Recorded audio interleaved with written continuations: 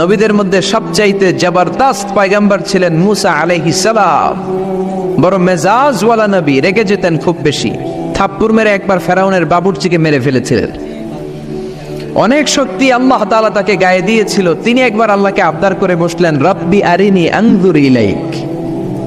আল্লাহ, আপনি বলেছেন আপনারা দেখা যায় না, কিন্তু আমি দেখতে চাই। আমি কি করতে চাই? জোরে বলেন। আল্লাহ বললেন, লান তারানি, never you can see me, never you can see me. তুমি আমাকে দেখতে পাবে না, কারণ আমাকে দেখা যায় না। সাইয়েদনা মুসা বললেন, আমি দেখতে চাই। আল্লাহ বললেন, দেখা যায় না। মুসা বলে, দেখতে চাই। আল্লাহ বললেন, দেখা যায় না। মুসা আলাইহিস সালাম বললেন, কথা বলেন না কেন?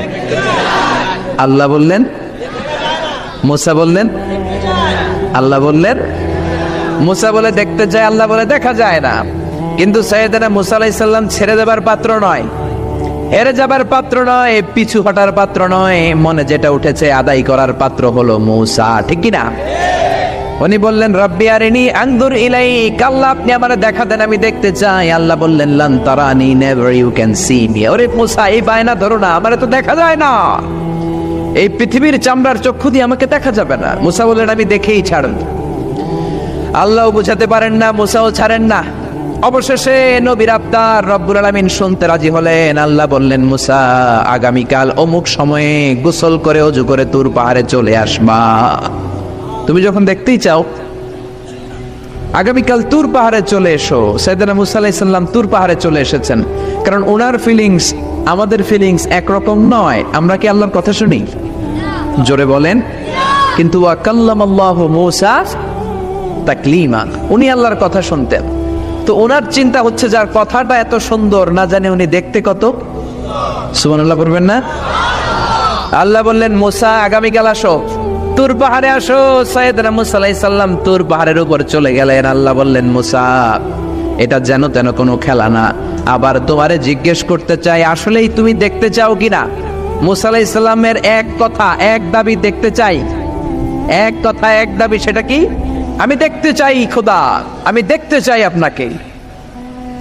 আল্লাহ বললেন, মুসা, এটা সাধারণ খেলা নয়, এটা বিপিএল এর খেলা নয়, এটা আইসিসি নয়, এটা ফিফার খেলা নয়, এটা মুসার সাথে বিশ্ব গভর্নমেন্টের খেলা, ঠিক কিনা? এটা সাধারণ খেলা না। It's a very dangerous game. তুমি যদি স্টার্ট করো, you have to go until the last moment. শেষ পর্যন্ত তোমাকে যেতে হবে, ঠিক কিনা? মুসা আলাইহিস সালাম এক পায়ে খাড়া। সাইয়েদনা মুসা বললেন, আমি রাজি। আল্লাহ বললেন, ওকে, তাহলে খেলা শুরু করে দিলাম। ও মুসা, তুমি দাঁড়িয়ে থাকো, খেলা এখন শুরু হয়ে যাবে। রব্বুল আলামিন মুসা আলাইহিস সালামের চারিদিকে অন্ধকার করে দিলেন। কি করে দিলেন? চারিদিকে 4 ফারসাক এলাকা, 1 ফারসাকে 12 মাইল, 4 ফারসাকে অনেক লম্বা একটা জায়গা, 3 × 36 কিলোমিটার জায়গা আল্লাহ অন্ধকার করে দিলেন। ঘুটঘুটে অন্ধকার, এত অন্ধকার সাইয়েদনা মুসা আলাইহিস সালাম নিজের হাতটাও নিজে দেখে না। এবার মনের মধ্যে একটু ভয় চলে আসছে, কোন আওয়াজ নাই, অন্ধকার। এবার মনের মধ্যে ভয় এসেছে, কিন্তু আল্লাহকে দেখতে চায়। ওই নেশায় এখনো অন্তরের মধ্যে কিছু সাহস আছে না নাই? সাহস নিয়ে দাঁড়িয়ে আছেন। এবার আল্লাহ চারিদিকে আলোকিত করে দিলেন। এবার বললেন, মুসা, আরো কিছু কাজ আছে। তোমার চারদিকে 4 ফারসাকের ইয়ার মধ্যে কোনো প্রাণী থাকতে পারবে না। কোনো মশা থাকবে না, মাছি থাকবে না, ইঁদুর থাকবে না, ব্যাঙ থাকবে না, পাখি থাকবে না। সবগুলো পশু আর প্রাণীকে বললেন, আল্লাহ বললেন, তোমরা বাইরে চলে যাও, বাউন্ডারির বাইরে চলে যাও। বাংলা